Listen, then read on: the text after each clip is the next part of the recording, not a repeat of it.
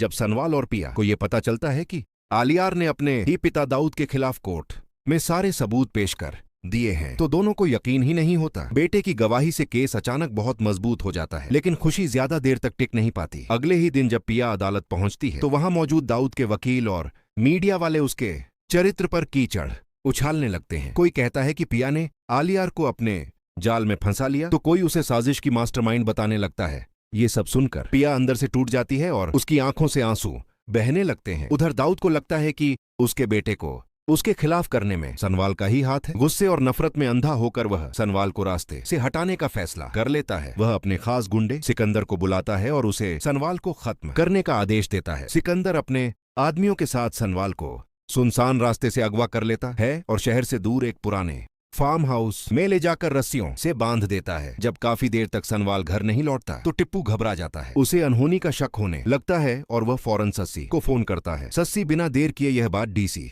शहरयार तक पहुंचा देती है। शहरयार तुरंत हरकत में आता है और पुलिस हेडक्वार्टर से सनवाल की मोबाइल लोकेशन ट्रेस करवाई जाती है। लोकेशन एक वीरान फार्म हाउस की निकलती है। शहरयार पुलिस फोर्स के साथ वहां छापा मारता है। पुलिस को देखकर गुंडे भागने की कोशिश करते हैं, लेकिन एक एक करके सभी पकड़े जाते हैं। सनवाल को रस्सियों से आजाद कराया जाता है। गुस्से से भरा सनवाल गुंडों की जमकर पिटाई करता है और वे डर के मारे सच्चाई ओगल देते हैं कि उन्हें सेठ दाऊद ने भेजा था। यह सुनते ही शहरयार बिना समय गंवाए दाऊद की गिरफ्तारी वारंट जारी कर देता है, लेकिन पुलिस विभाग में मौजूद दाऊद का खबरी इंस्पेक्टर बाबर उसे पहले ही फोन करके खबर कर देता है कि पुलिस उसे गिरफ्तार करने आ रही है। दाऊद के पैरों तले जमीन खिसक जाती है। उसे लगता है कि अब सिर्फ असलम ही उसे बचा सकता है। वह भागता हुआ सीधा असलम के घर पहुंचता है और उसके पैरों में गिरकर हाथ जोड़कर माफी मांगने लगता है। वह गिड़गिड़ाते हुए कहता है कि उसे बचा लिया जाए वरना पुलिस उसे जेल ले जाएगी। लेकिन तभी वहां सनवाल और डीसी शहरयार पुलिस के साथ पहुंच जाते हैं। सनवाल आगे बढ़कर दाऊद का गिरेबान पकड़ लेता है। उसी वक्त पिया गुस्से से चीख उठती है और कहती है, इसे यहां से ले जाओ, यही मेरी अम्मी का कातिल है, मैं इसे कभी माफ नहीं करूंगी। पुलिस दाऊद को घसीटते हुए जीप में डाल देती है। अगले दिन अदालत में दाऊद को पेश किया जाता है। आलियार और सनवाल की मजबूत गवाही और